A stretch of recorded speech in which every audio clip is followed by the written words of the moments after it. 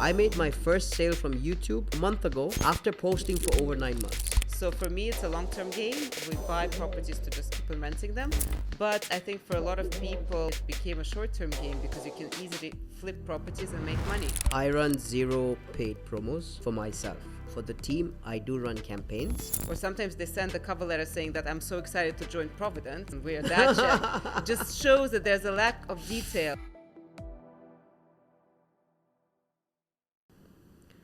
Podcast number 4. Thank you for joining us, Alessia. You are obviously an old friend and a person I look up to in the industry. So thank you for coming in. Thank you for inviting me. Super I appreciate excited. your time. Awesome. You run a huge agency, which is phenomenal. Your market focus is obviously the resale secondary market. You run a huge team. Could you tell us how many brokers you have? Not that huge, growing. Medium-sized. Very humble. No, it is medium-sized compared to some other big brokerages. We have 70 agents at the moment. We're in the process of taking on another office to facilitate another 40. So team total now is like almost 100 people. 110 people, yeah? 100. And then in the future, to have 110 agents plus support team. Nice, that's amazing. And all of them focus on the secondary market. Of course, we do off-plan as well. So we don't stop agents from selling off-plan, but our main platforms for lead generation would be the portals.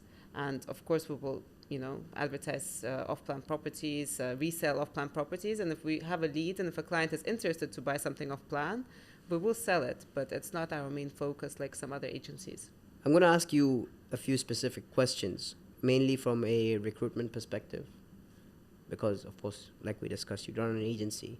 What would you say to new agents who resist the idea of working in teams because of the commission sharing, if that's a model that works with y'all? I think working as a team is so important, especially when you have that many agents. In order for us to succeed, it is teamwork. So, for example, if we have a Dubai Marina team, we'll have weekly meetings all the time where we talk about, our buyers, our hot properties. Sometimes we organize a tour to one property that we have new to the market so that the whole team sees it. And of course, I think it's really important to collaborate. If somebody has a buyer, somebody has a seller, and so we join forces together and have split deals, because it's better to have higher number of split deals than one deal where you represent both buyer and seller. But do agents resist that? No, why would they resist it? Because we're on the same journey. We want to make more money. We want to work all together.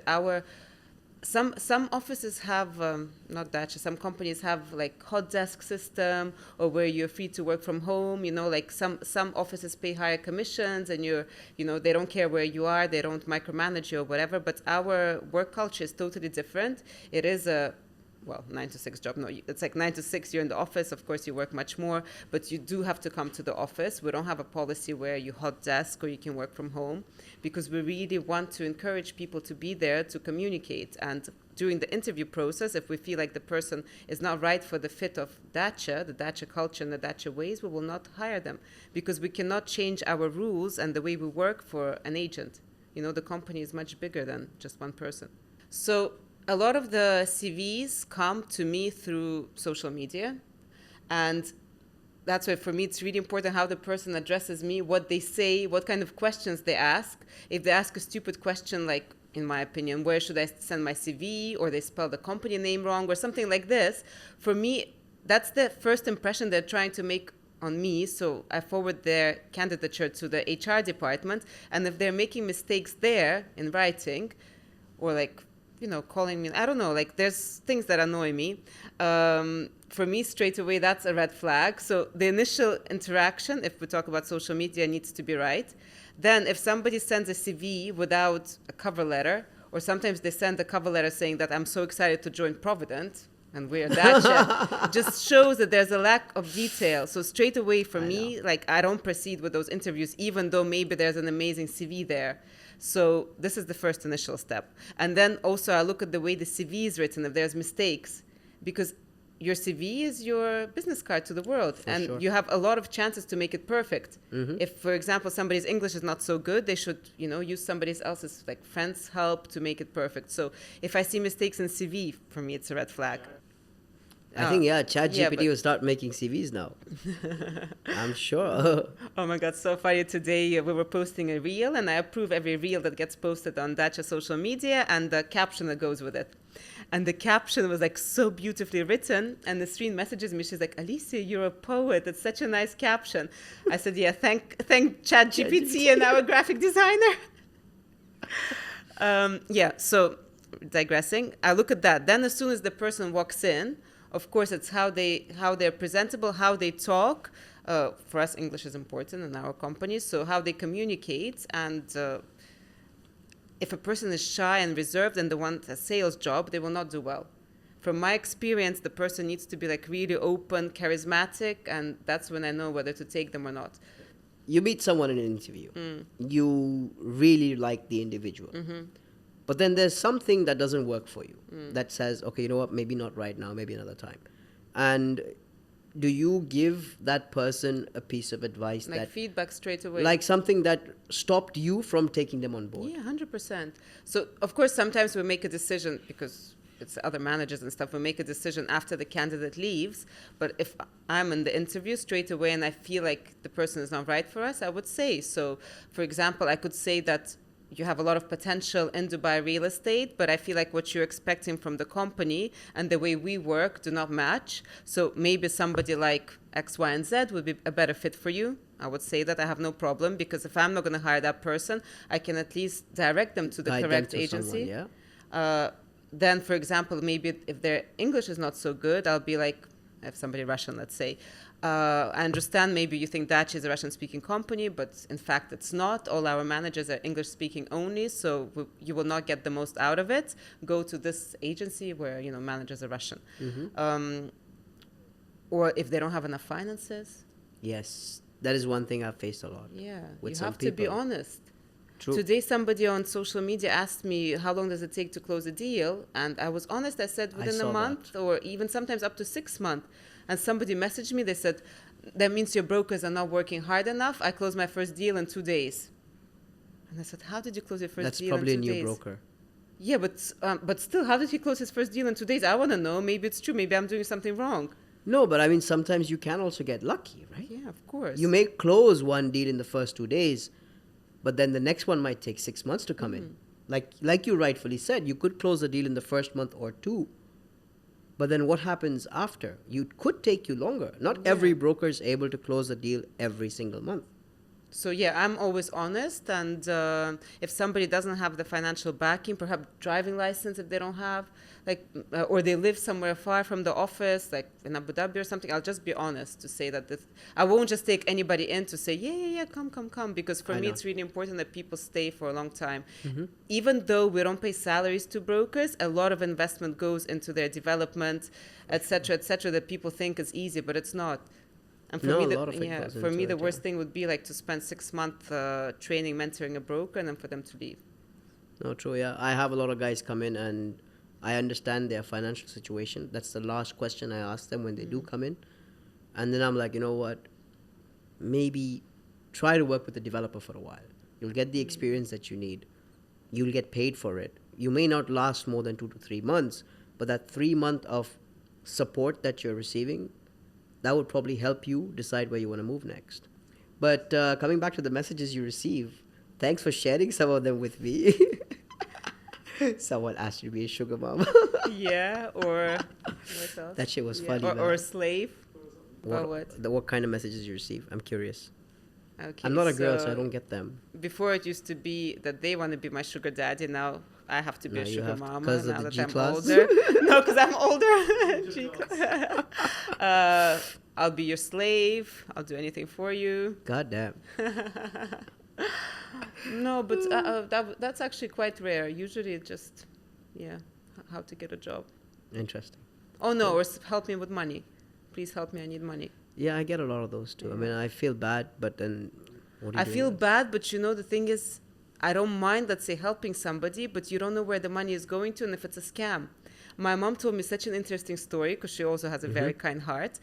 Somebody messaged her, she's seen somewhere that there's in Moscow like a dog place where, you know, stray dogs, they feed them, they take care of them. So my mom was sending them money every month to feed these stray dogs. And then one day she was in Moscow and she decided to get like all the food and stuff and go visit.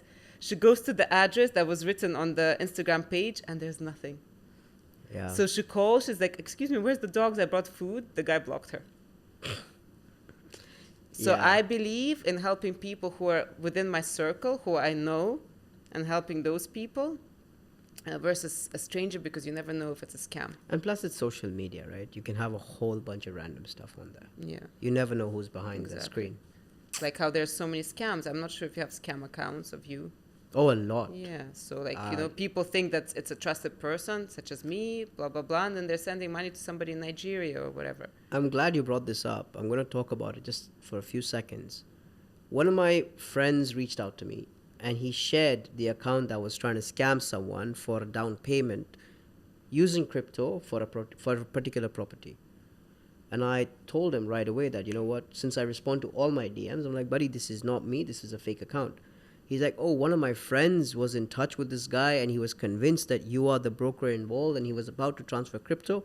But he saw us, I think, on a bike ride together or something. So he asked.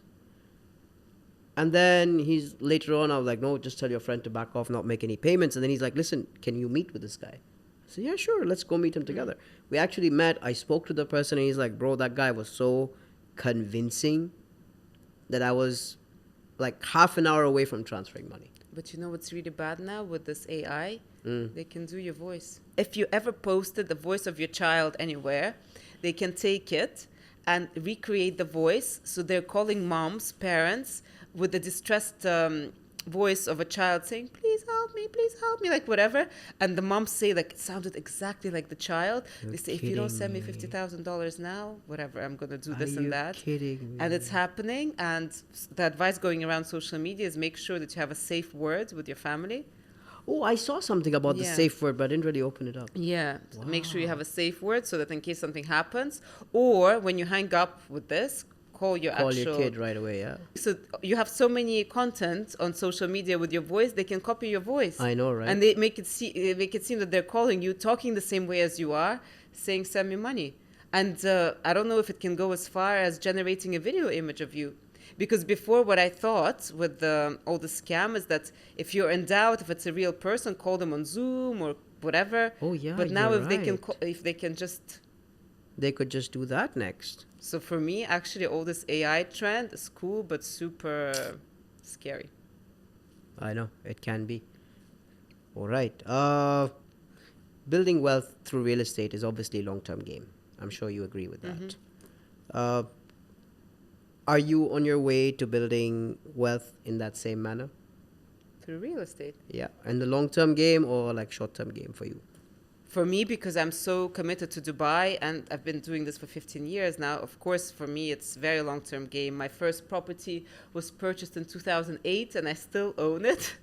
I remember you mentioning The about rent this already one. paid for itself. The one which was supposed to be a 2-bed, but it turned out to be a 1-bed. No, that's something else. 2008 was actually a studio in Discovery Gardens. Oh, man. I still have it. Why not? Just pays the rent.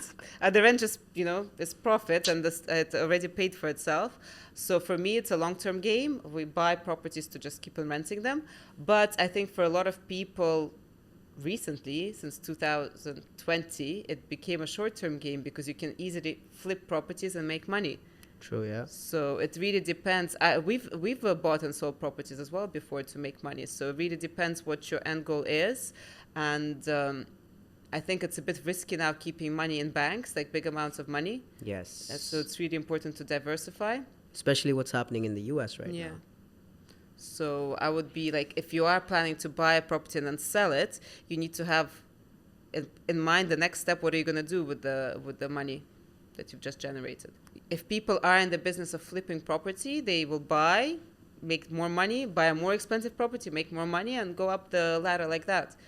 Or a lot of people now are in the business of renovations, right? So Yes. Palm Jumeirah market is crazy with the villas, people buying old villas, renovating them, reselling them with a premium. Jumeirah Islands, also crazy.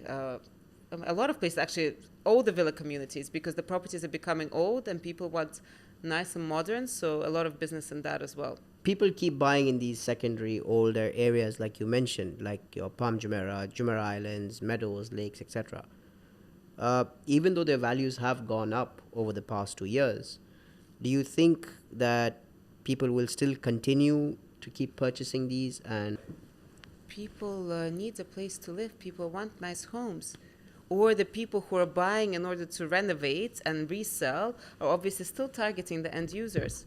So there's a lot of people now buying, spending their 6-month or 8-month renovating the property, but in the end, it is being sold to an end user. So the motivation is for people to live. A lot of people are coming to Dubai now, a lot of wealthy people, and they're actually surprised how there's nothing of the same quality as they had back home.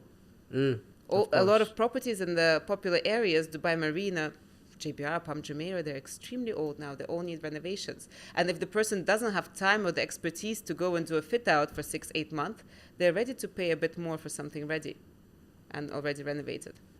things that sellers say that piss you off. Sellers. Or Sellers buyers. or buyers? Whatever. Okay. Either sellers. of them. Okay. Sorry, it's already listed with 3 agents. I don't want to list the property. Yeah, what the fuck is with that? Yeah, like I want to sell it for a super high price, but I don't want it listed.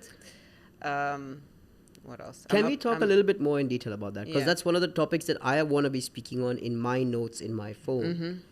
What is the concept behind not wanting to list your property? I am unable to get it. I understand if it's a super ultra luxury expansion on the Palm worth $50 million or $100 million US, I can understand. Okay, you don't wanna share it with the whole world, but you want it sold. So what is the concept behind that? I don't understand why some sellers don't want to list the property. My only reasoning would be is they're actually not serious to sell. Because think about it, if somebody is serious to sell, they want to get the most exposure, they would want the property listed. The only reason I think somebody wouldn't is if it's their family home and the photos will be recognizable to their friends, and perhaps they don't want their friends to know that they're selling. That could be one reason. Another reason, maybe they're already getting so many agents calling saying that I have a buyer for such a unit, so they feel like, what's the point to list it if there's already buyers calling me? Because we do sell a lot of properties off market without it being listed even. So of course, or maybe everybody maybe does. they don't want to share ownership documents. I don't know. This is the only reasons I can think But of. I mean, like, more eyes means more reach, means more potential and more faster movement. If your house looks like the next apartment in Sulafa Tower in Marina, I don't get it. I find it think difficult any to get. serious seller would list it. So if a seller is not signing a marketing agreement, not selling you the ownership documents, how do you expect him to send you all this when you actually have a buyer? True. So for me, it's a red flag. I know a lot of agents hound sellers that I have a ready buyer to go and this is the price I can achieve, because I get those calls on my phone because I have all the SPAs with my number on it. But I just don't get it. Anyways, but I think the guys who are serious sellers would be doing their due diligence. They'll be picking the companies they want to work with, and they'll wait either for their call or they'll call them themselves. As an example, we listed something in Banyan Tree, which is a building in JLT, super nice. And the listing was good, listing was premium. So the agent gets a call from a seller who's seen the ad and said that, I've seen your ad, I have a property for sale there as well, please list it. So see, if somebody is serious, they will do their due diligence, they will see who's doing a good job, where the exposure is, and yeah, they will contact you. So having good listings, having a good online presence benefits agents in that way as well. Okay, what are some of the challenges you face with some buyers? Yesterday was actually very interesting. We had a Russian buyer in the office who wants to buy a villa in Jumeirah Islands. And my agent Luke was sitting there saying that out of the 5 villas I just showed you, 3 are already gone. So they think that we're just being salespeople and lying to them. But in reality, it is happening. The well-priced villas that are vacant are selling. And I had to go translate. That's why I was there. I said, Luke is not trying to be a pushy sales agent. It's it's fact. These villas have sold, and not through him. It's the reality so of the you market. missed out, and we missed out. So a lot of buyers take time to be educated, and they will not make the decision to buy until they've seen a few options that they actually liked go. True. I've noticed that. Yeah. So, but at the same time, the buyer did say to me, I'm new to the market. I need to do the research. I can't just trust you guys. And I said, exactly the same. I would feel the same. You know, when you're buying a car or a watch or whatever, you will see, is it really that demanded? Is it moving? So that's quite frustrating because we end up losing, obviously, properties through other agents. Buyers waiting for the perfect time. But in reality, like, you know, in 2019, people were looking for a recession, waiting for a recession. Then COVID happened. They were still waiting for the prices to drop, and then they just started picking up. And now so many people are just priced out of the market. This is why I think it's super important to not think about the short-term losses that you might make if the market goes up and down. You need to think of real estate as a long-term gain. The market will go up and down, but in the long run, if your property is in a good location, can be rented, you will end up winning. You always have a good return at the end of the day. And if it's a bad time, you still have cash flow. Yeah. Oh, I want to talk about that comment that really fired you up. Comment that fired me up. The guy said that we're disrespectful. The one where we said about shit clients say. No, I think he got fired up about something else. What did he get fired up I about? was shooting with this lovely guy, and he said, if you do not have 65 million, please swipe up. Correct. And the guy got so mad. He said, how dare you? I've been there when I didn't have 65 million, and it's really demeaning, blah, blah, blah. And I'm going to make sure that everybody hates you. And this guy had 1 million plus followers on Yeah, and a blue Instagram. tick, yeah. And he was verified. Yeah. And he was that jobless. I gotta hope this doesn't go like he's gonna get attack me. This is going to go on my reels, man. Come on. Okay, but what about that comment? No, I didn't get the concept behind it. Like, what the fuck? Why? Because it's a bit demeaning. Like, who the hell are we? We don't have 65 million. Uh-huh. Who the hell are we to tell people who potentially are wanting to have that kind of money to not even watch our content if they don't have 65 million? It is a bit demeaning. It's social media. Yeah, but like... Take it with a pinch of salt. Yeah, don't say that to me. I'm not saying it to you, I'm saying it to the camera. You did get worked up. And I told you... No, I don't like upsetting people, and I did understand his point of view, but at the same time, yes, it's TikTok, it's a reel, like you can't... And to go and attack strangers on Instagram just shows your own insecurities. Exactly. And we could say the same about him. Like, why is he attacking us in public? If we are in the customer service industry, and from my perspective, the client is always right. The client is always right. Yeah. But with fair... what's that word? Like, with fair... With being reasonable, not just being out of nowhere, right? You obviously would give it back to a client who's being retarded. No, but anyways, comment is a comment, right? Exactly. And then the next day he slides into my DMs and he's like, you still didn't remove the video, how dare you? And I wasn't even planning to remove the video, it was doing so well. I don't know how many views it got, but why would I remove my content? Like, we spent time, money and energy on it. Exactly. Why would you? Yeah. Unless he wants to... Even if he paid us for the video, I wouldn't take it off. And some random guy's opinion. Come on. How do you find the energy? You just told me that you've done 4 podcasts in the past 3 days. You do your reels, I'm sure. You're active on social media. You do your sales. You manage a team. You have to work with Assad. How do you find the energy? I have to work with Assad. How do I find the energy? Yeah, motivation, everything, desire, money. Money, keep myself occupied, keep myself busy, make sure I get drained by the end of the day. I've slowed down the alcohol completely, like maybe once a week or so. But not out of choice, just out of exhaustion. But I don't know, I just get up, dress up, show up. It's been my policy since day one. And I know it does take a toll on me, no doubt. I do get exhausted, I get frustrated. But it is something that runs my shop as well. It is my business. So do you get leads from all this? Of course. Why do you think I do it? I don't do it to be popular. I'm not trying to pick up girls. I think that's the reason. Yeah, I get my business done from that. You think I pick up girls from that? Yeah, 100%. My wife is going to kill me. I do get a lot of mental pressure. It is mainly because the team that's good at shooting, editing, and posting content does not have the experience that I have gained over the past couple of years. No matter how much I tell them or show them or explain to them, they will never be able to put out content the way that you see it today. No matter how experienced they may be, no matter how many other brokers they're working with, and so on and so forth. But it does take a toll on me, and it is coming up with a lot of content ideas every day.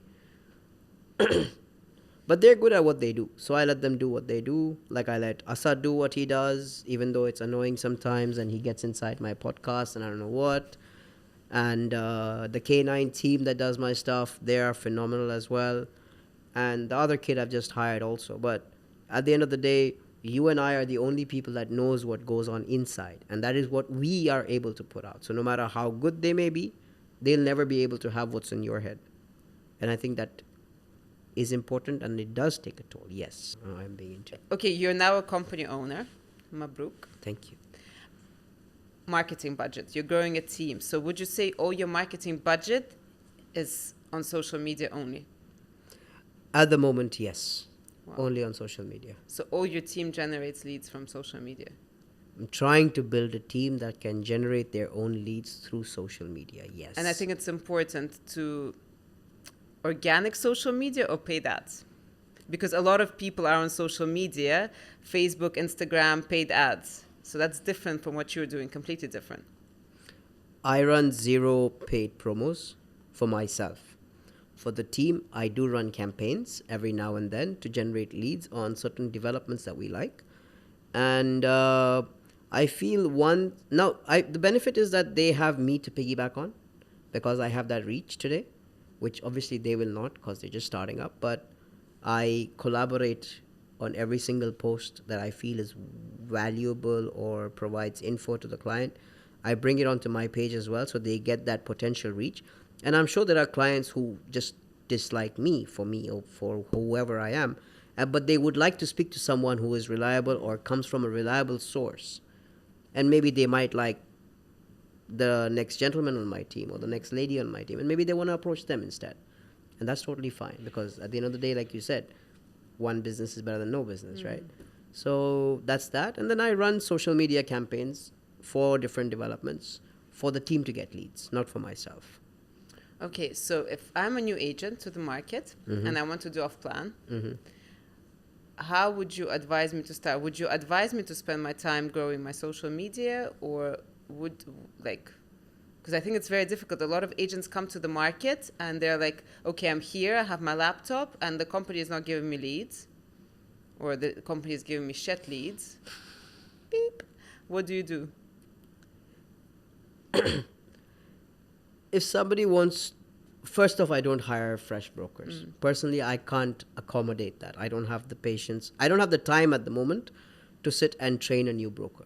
Yeah, if someone's enthusiastic, someone's energetic, they want to come in, I meet with them, provided they meet the requirement of what I had put up, that I want to see a 1-minute video of them. I've had about 20, 25 people send across those videos. I met 5 people so far. 3 I've rejected after the discussion, and I've told them that maybe they need to try a different avenue because they're very fresh. But for any new broker coming into the market, I think, like I've said from the start, they need to work on rentals first. That's how you start building a pipeline. That's how you also get money starting to flow in. To do rentals, you need to go out into buildings rather than just keep calling landlords. You make friends with the security guards, make friends with the guys, the watchmans or whatever. Get database simultaneously. Also, smash the phones, call sellers, call people who want to rent their units, and gradually build. But if they want to come in directly into off-plan, like we discussed earlier, they could close a deal or 2. But then when's the next one going to come? And then you move on to the whole process of, I'm not getting leads, obviously, because you haven't closed in 3 to 4 months. The leads are shit, obviously, because, you came in, you shot up, and then you fell. So, I don't know, man. Personally, I'm unable to take on new brokers, but if they're so energetic and they want to come in, I say, okay, fine, you're welcome. You could probably do some shoots with me, see if you get some reach. But I tell them that I don't promise you any business. The business is totally on you. But social media, it's very competitive now. Ridiculously. A lot of brokers now in Dubai are jumping on it. I remember when I started, I don't know, 4 years ago, 5 years ago, there was nobody doing it almost. It was much easier to grow. I know. So would you advise a broker to spend their time growing their social media? I see social media as two forms. One is your your general stuff that people do. Walk around, show a property. Today I'm going to show you this for just this much million, etc. That I see in a lot of pages is kind of losing traction today because so many are doing it, like you said. But I have also seen new brokers in the market providing value. Value, informative content, even though it may not reach 500,000 followers on a reel. It's reaching the 300 or 400 people mark only. But there's a buyer sitting in there. And I have seen that from a few of the guys that I see in the industry today. That when you put out valuable content, it may not get reach. I made my first sale from YouTube about a month ago, after posting for over 9 months. And my content is like, either for someone it could be too boring, and for the serious guys it could be informative. What I do with this guy over here, with Mr. Asad, I mentioned your name, so you get credits. I love to give credit. Asad Creates. Please contact him. This is not paid promo, okay. But this is what I realized. For some times you can feel like, hey, it's not clicking. But the more value you provide is what gets benefit. Yes, back in the day I used to say, yeah, social media is great, it gets you leads, blah, blah, blah. But then I started realizing just showcasing a building model, it does nothing for anyone. Just showcasing a property, it does nothing for anyone. Tell them what can it benefit you with. Oh, this 300-meter tall tower. Nobody gives a shit. I've started to realize that. Developers call me to showcase a model. I'm like, okay, fine, but this doesn't do well anymore. Because I'm constantly observing, constantly trying to study. What do I need to change? If you've noticed, I've reduced showcasing developments. And rather, I've tried to shift that to something else. Okay, yeah, I find a property I find really attractive. I'll go and shoot it. I'll do a walkthrough thrice a week. But more of it is different. Now I've started changing my style because everyone is showing the same product, which my client is going to see. He likes it. He's going to forward it to me. He'll be like, Z, I want this. Like other people do with my content as well. They have their set brokers. They're going to pass that video on. So make it informative. This is what we were talking about before the podcast, that a lot of people are doing same style videos. It's getting boring. So whoever is listening, please get some creative juices flowing and change it up. Add value. I think that's what works. You can contact us at Creates. Unless, because buyers don't want to be sold to. Buyers want to be informed, like you said. So I think if a page has informative content, this is why the lawyer page, Arash Law, whatever, does so well, because it's informative for everyone. So if a realtor was giving informative things, tips, advice, they would get buyers following them more than what, let's say, I'm doing, where there's a lot of brokers following me, just maybe for ideas of what they should shoot and stuff. But I think it's also beneficial in a manner, right? You also get brokers applying to your firm. For me, yes. But yes. If I was an agent, it's not very beneficial. If you were an agent, you'd have to try a different approach of more like informative, value add, education, things like that. Somebody came on my page, one of the keyboard warriors, and said, just like every single agent, all the content is the same. All the agents look the same. So I guess I don't know, pretty girls or whatever. And people are fed up of seeing it. You should have commented back.